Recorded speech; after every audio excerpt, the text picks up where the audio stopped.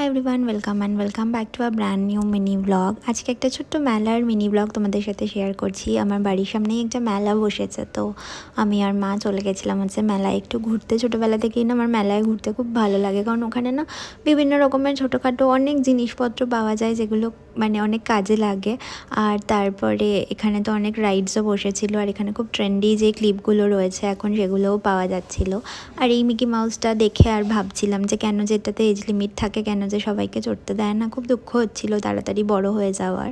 যাই হোক, তো তারপরে মাকে নিয়ে আমি চলে যাই হচ্ছে ময়ূরপঙ্খী নৌকা চড়তে। অনেক কাস্টমার রাজি হয়েছিল চড়তে, তো এখানে উঠে পড়ি আমরা। আর খুব মজা লাগছিল, মা একটু ভয়ও পাচ্ছিল, বাট মজা করে চড়েওছে।